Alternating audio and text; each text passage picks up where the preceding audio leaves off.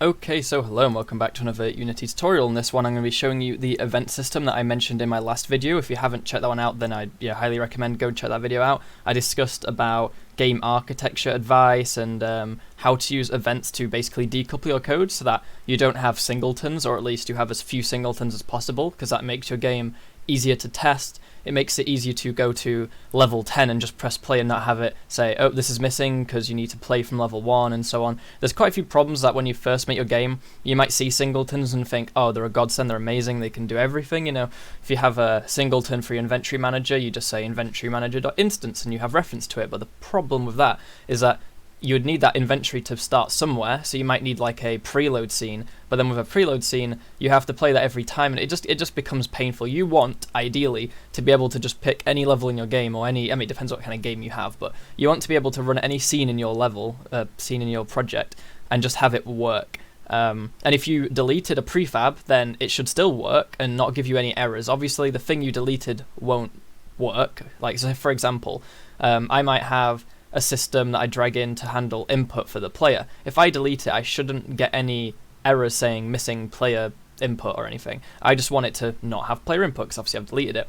The benefit to this is that I can then just go into a debug scene and chuck in the things I want to test, see if they work. If they do, I can delete them and so on. You want to keep references prefab based, so that if you have any, if you drag in references, you want it to be either prefab based or like asset based, when prefabs are technically assets. The point being, you don't want like this wall needing this wall and you have to drag it in, and then, oh, if you delete that wall, you get an error. So I'm going to be showing you how to set that up in this video. Quite a lot of you asked and I said I would show it. But before we start that, I want to thank my patrons, with special thanks to Michael, Remy Baldwin and Phil Baum for their donations on Patreon this month. If anyone else is able to help out, then the link is in the description below. You'll get access to these project files and all the ones coming up as well. So yeah, let's get into it. I'm going to be using the first person or the characters ability series project, but that doesn't mean I'm going to actually be using any of this, so you can do this from blank, it doesn't matter. We're going to start off by just writing loads of scripts, and obviously I'll explain the system as we go along. I did show it off in my other video, as I said, go watch that if you haven't already. But let's go into our scripts and we'll make a separate folder just for events, so call it game events. Okay, so we've got game events, and we've got quite a lot of different scripts we're going to write, and they're all going to be like really short scripts or small scripts. I didn't mean to open that yet. I need to create the actual code. So the first thing we're going to make is we're going to make a base event, which is going to be obviously the base class that all our game events are going to inherit from. So let's create a C# script called base game event. Okay. So by default, well, the first thing we're going to make is a void event. So a void event essentially just means an event that gets triggered and everything that's listening gets notified, but no data's passed around. They just get notified, hence void. You've used functions before. Void means nothing. Yeah, it's all the same thing. So we're just gonna might as well just delete all this code, to be honest. So we do need to be using Unity Engine now. Let me zoom in. So I will do it in the namespace just to keep it. Wait, what's this project called? Creating characters dot events. We'll just put it in an events namespace. You don't need to do that if you're not using namespace in your game, but I'd recommend it anyway just to keep it all organized. So we're going to write an abstract class. I've mentioned before, abstract classes are classes that you cannot have an instance of, so nothing can be a base game event. This just holds a logic for all the other childs that inherit. So it's a class. We're going to call it base game event. The difference is, when I have a base game event, it has to be of a certain type. In Unity, when you reference class types, you do it inside like these greater than, less than symbols, and you put T. T means it can be any type, any generic. It means generic type. So the point is, I'm going to make a void one. So in here, I'd type, void. But for the base, you just put T, which means when you inherit, it can be any type. Any data can be passed through it, and it's derives from Scriptable object because the event is going to be a Scriptable object. Okay. Now we're going to have a list of listeners. So how it works is events are called, so maybe on game loaded, then everything that's listening for that will be notified. So this event needs to store a list of all the things that are listening to it. So we need a private list. Now I'm going to make it a private read-only list, which just means that I can't modify it as such. read-only is like const, but not the same. I mean, I can't say it is the same as const. You know what? I'll actually just go C# read-only, just to quickly explain it better, because I can't remember from memory exactly like what the best definition is. Obviously, you could go read this if you want to. I'm just going to take a sip of my drink, so my throat is dry as it has been for the last few videos. Basically, it's immutable. If you look down here, read-only int year.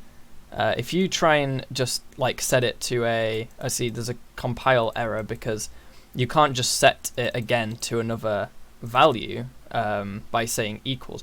But the weird thing is, it does work if you do it in the constructor. It means that when it's made, let's just actually write it. So list of game event listener. We haven't actually made this class yet, but it's t event listeners equals new list of that. Just note, if you're making a list of a class that doesn't exist yet and you type equals new, it will actually autofill it for you, assuming you know you've got to make that class. So we will make a game event listener in a second. Actually, it's going to be an interface, so we should probably put I before it. So we'll make it of type I game event listener. So that means that all of the game event listeners are going to be of that interface. I've used interfaces before, I've got a video on that. I'm not going to bother covering the basics of an interface again. I know my explanation of read-only was quite poor there. You don't have to use that, it's just kind of like a niceness thing. Just like abstract, we technically don't have to use it, it would still work. We just should use it. It's kind of a best practice thing. Now the thing is, what do we want to do with game events? Well, we want to raise them or invoke them. So I'm using the same like syntax and method that Ryan Hipple used, the talk I linked to my last video's description. I could link it again if I remember to. You know, raise and invoke mean the same thing, so I'm going to use his way. So raise, so it's just a function we can call on a game event raise. It takes in something of any type, but this type has to be this type. T means anything, like any type, but because when we declare in this class what T is, wherever we've used T anywhere else, it's the same type. So so if this was a game event of player data, I don't know, whatever class or struct you want, then this would also take in the same type. And what we're going to say is we're going to say for each thing. So this is a forward for loop, but what you can actually do is you can type for R. I mean, the R means basically reversed. So it gives you a reversed for loop if you press tab. So int I is, and then event listeners.count. You're not going to get the IntelliSense there because this doesn't actually exist yet. We might as well write that after I've done this for loop. And the reason we're doing this loop backwards is because when you call events on, you know, the listeners, for all you know, one of the events might tell the object to destroy itself, because that can happen. You might have an object that when it gets an event raised, it destroys itself. And if you were going up through the list, then all the things would shift down and you get an error for something missing or wrong incorrect indexing. So if we loop backwards, then it works just fine. So we're going to say, you know, for all the things in the list going backwards, event listeners I dot, and then we're going to have a function in there called like on event raised, and obviously it has to pass in the data. So we're going to say to all our listeners, here you go, this event's been raised and this is the data. Now we currently don't know what this iGame event listener is, so I need to go and make a few more classes. So one we're going to make is a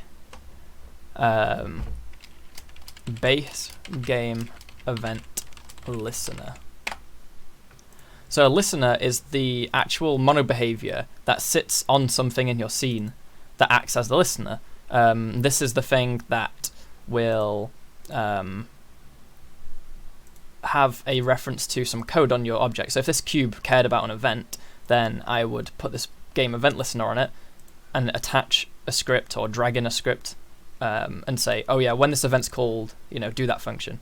So where is it? So this base game event, let's do namespace creating character. Oh, that's not it. Creating characters dot events,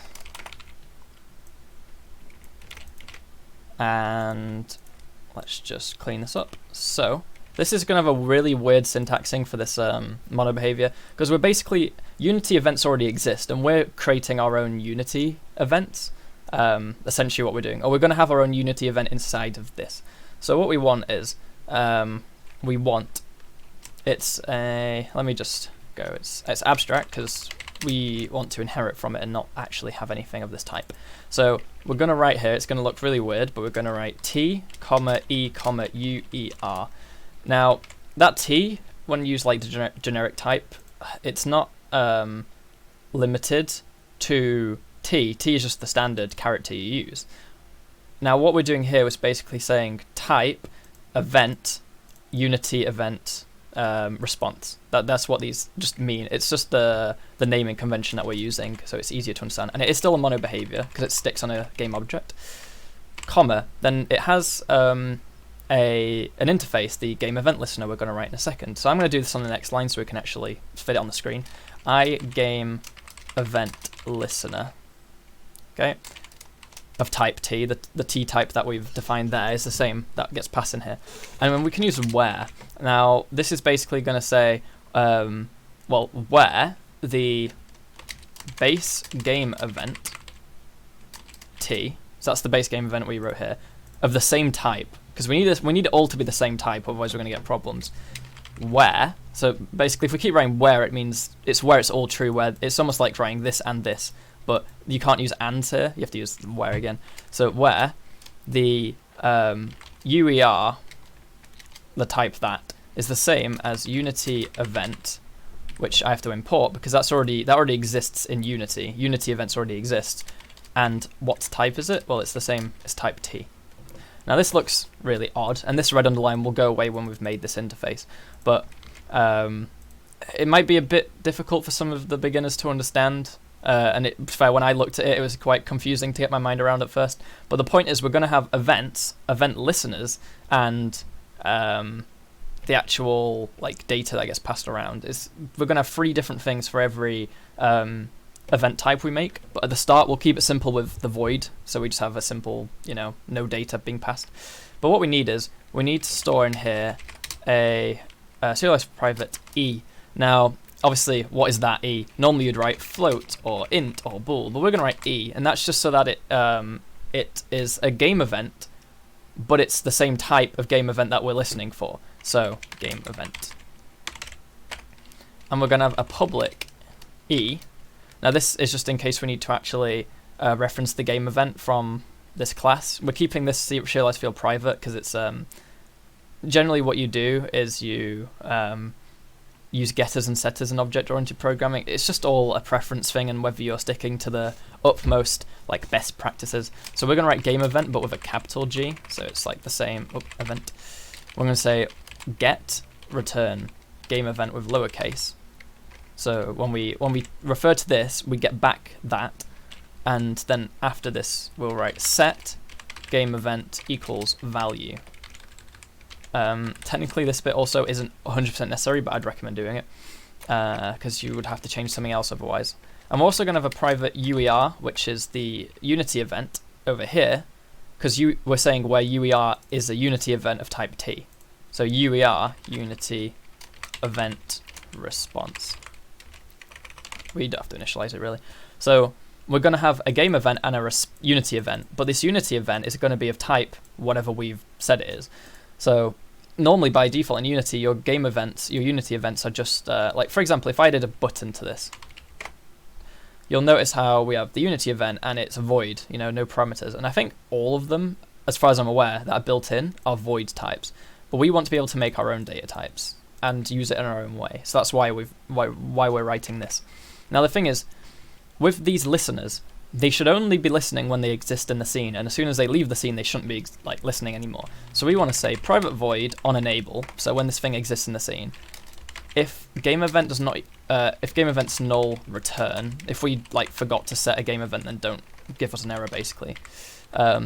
Game event dot register listener. Now we haven't actually written what a game event is yet really. So let's just say register listener this,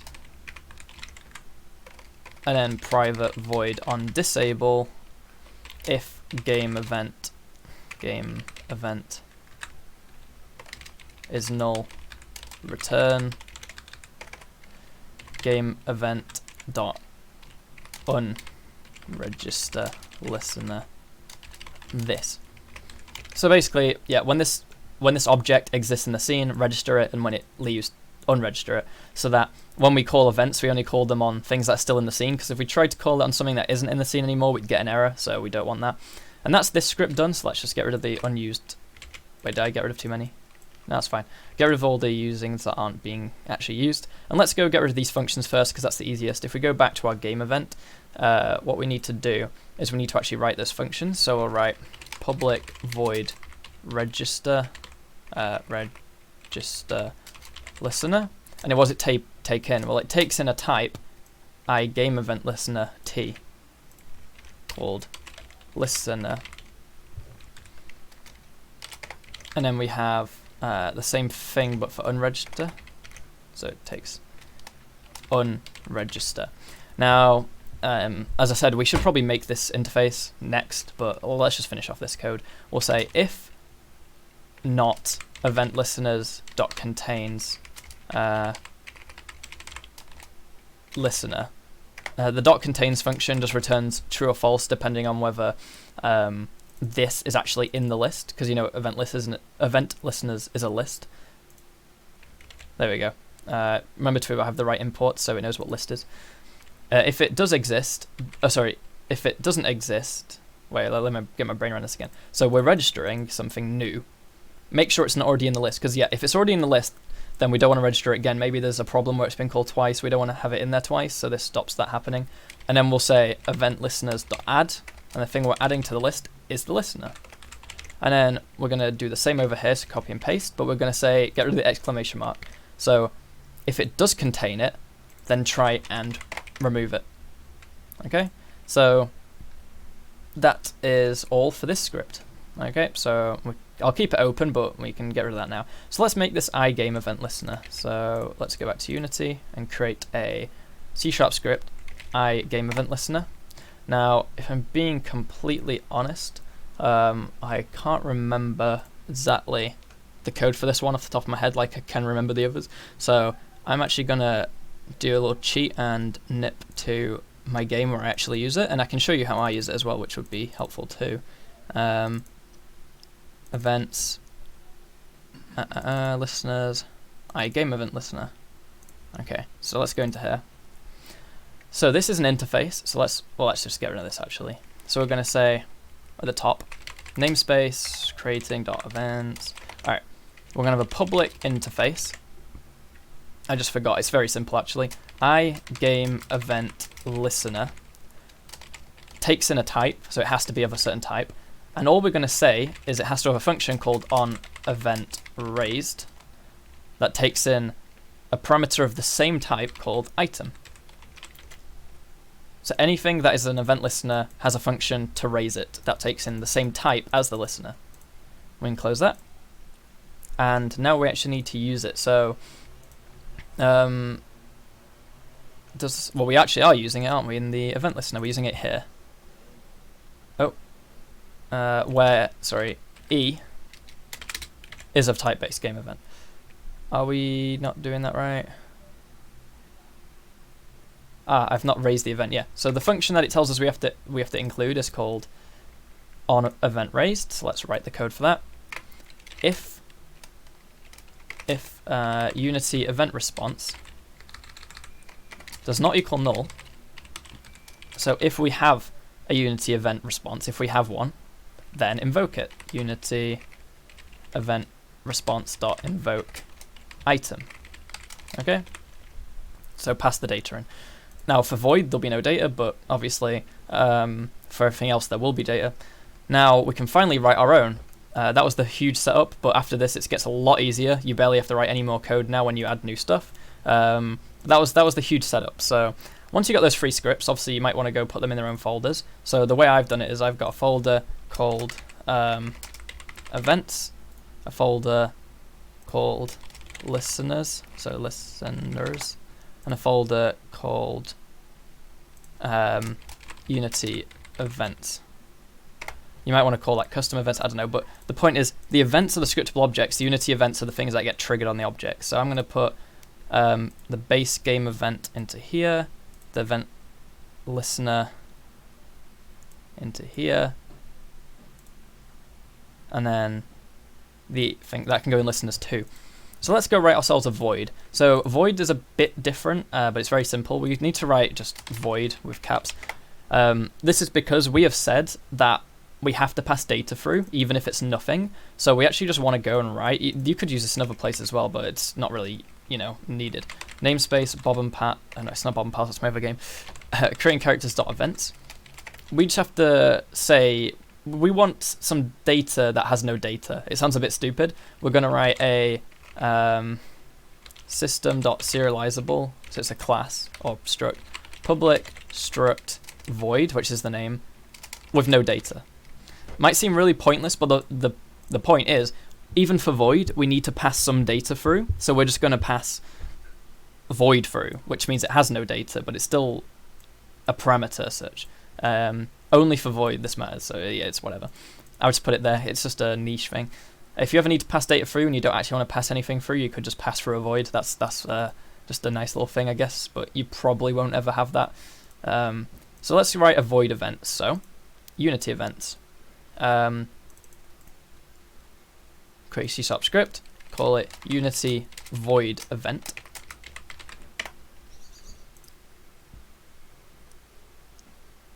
For a Unity void event, we can delete practically all of this, put in the namespace creating characters.events. So for the void event, you do system.serializable, public class Unity void event of type Unity event. Let's just import that. Is of type Unity event, and what type of data is it? Void, which is the type we just made. So we're saying it's going to take in void data, which is essentially nothing. So we now have our own event for that. So once that's created, you can ignore that. You can go back. You can go to your events, and we're going to go make a void event. So let's create a new C# script for void event. I mean, you could shove loads of these into the same file, but I'd recommend, I like splitting them up. I mean, it makes it easier to find what you're looking for, in my opinion anyway. So let's get rid of all this, namespace, creating characters.events. All right, so let's create our own scriptable object event for void. So what we're going to say is we're going to say public class void event, so void event of type base game event. And it tells us what type it needs to be. Well, it's of type void, the custom type we just made. And what code does the class have? Well, public void raise. When you call raise on this, we will raise the void. Now this is the only class where the syntax looks like this. Just keep in mind this arrow lambda function is actually the same as just using this. It just uses it in one line. I don't know. I like it. It just says when we raise this type, we're actually just going to call raise with a new empty void. I know it looks a bit silly, but the point is for void events, I've explained it in the last 5 minutes already, 10 times, but we need a parameter, so you can't just leave it empty, and we don't want to pass through some random other type, so we made our own type called void, which has no data, so it's just the same thing. If you said void dot, there'd be no properties on there. Like normally you say vector3.xyz.this. Void will have no properties because we just made it and it has no properties. But one thing I forgot, which we need to go back into the code to do, it's a scriptable object. Base game event is a scriptable object. So we need to actually create asset menu, create asset menu, and then make sure you've got Unity Engine.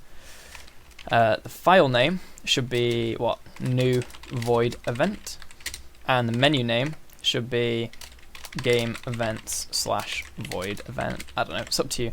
Point is, you make your own event thing. So this is so you can actually create one in the game. And the final code to write for a void event is the listener. So let's use a script. Unity void listener, like so.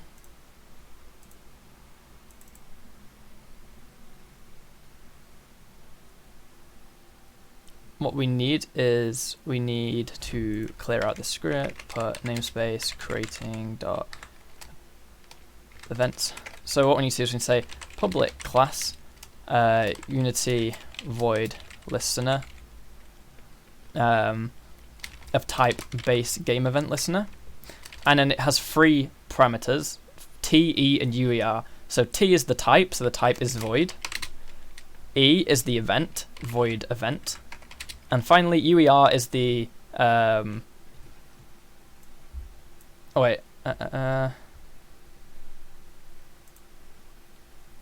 have I done wrong? I've made a Unity void event, haven't I? And then at the end you just have to shove that. Okay, cool. So yeah, I only have to call it a void listener, not a Unity void listener. Let's get rid of the word Unity for that. So it's just a void listener, and this code, whoops, oh, it's gone. Void listener, like so. Alright, I'll show you how to implement it quickly. The video's gone on quite long, but obviously if you want to see more of this, like showing me, if you want me to show you how to expand and use other parameter types, then, you know, I'll do that in my next video. It'll be very easy to do, actually, but I don't want to let this video go on forever. So let's just say, as an example, in our main script, we'll create a new game event and call it on game start, for example, right? It's not a, or like, fine, on character, I could have just renamed it, but on character attack. Right, that's not a good one, but let's just say we've got an event called onCharacterAttack. You just make it, and now it exists, right? You might want to call it something like game event underscore that, whatever. You've got your event, go put it in a folder somewhere. And now, how it works is, you'll need a script somewhere to actually use it. So let's say, for the sake of keeping it simple, onCharacterJump, we'll go to the player movement controller, like so. I don't know, it's done it again, it's got the play movement controller on Genji when it shouldn't. Alright, so the Genji movement controller, whatever, but let's go back to the normal one. Whenever we jump, whenever jump is called, blah blah blah, if input.get key down, space, we jump. Now, I guess technically it's different for Genji because he overrides the jump. Maybe you want to do base dot on jump. Let's just do it for Genji because it'll be easier now that I'm here. I'm just going to say when we jump, add force is where we actually jump. So I'm just going to say on character jump dot raise. I'm going to do it here too. Right. So now at the top I can have a serialized field private void event, which is what we've created. And I want to call it on character jump. Right, so I've created on character jump, and then down here we raise it when it happens. And now with this, all we have to do is we literally just have to drag in our void event to the controller. So just drag it in, put it wherever you want, and then now anything that's listening for that can run some code. So for example, let's just do it on here. On this directional light, we can say we want a void listener, and when the character jumps, what do? Let's just say light dot enabled. Now see, obviously if I enable it off, then when I do it again it's already going to be off, so maybe we could write a toggle function, but I don't think that exists right now, so I don't know. Is there a way to just let's say look at Genji. This is like a really stupid example again, but I think it might work. So the light, whenever I jump, the light should technically rotate to look wherever I am. So if I press spacebar, it's got a certain rotation. Notice how it doesn't change. If I move over here and press spacebar, it changes. Wherever I move to, whenever I jump, it goes through all the listeners. So currently there's one listener, void listener, listening for when I jump. And what it does is it changes the rotation to look at Genji. Now it's a really stupid one. You would never have that in your game. The point is, I've not written any code at all on this directional light. I've not written any code on the directional light to tell it to do this. all I've done in the inspector is just dragged on a script to the object which calls a function in it. And if I said, I don't want that anymore, you just press remove, press play, and everything works fine, no errors. So that's the base of the event system. Obviously, I want to show you how to expand on that and make it actually useful. But I hope this was a good introductory video. Obviously, if you need to take it a bit slower and get all the code, then just go back and watch over it. I'm going to quickly just get rid of this code that I wrote. Yeah, look forward to the next video where I actually show useful uses of it. This was mainly just how to write it and set it up. Yeah, go back and watch the video slower if you need to, if it was too much. Feel free to ask questions below and I'll help you understand it all better if you don't already. Obviously, you can have access to the project files if you want through my Patreon page, but apart from that, if you haven't already left a like and subscribe or join my Discord server, then it would mean a lot and it would be quite helpful. But apart from that, thanks for watching and goodbye.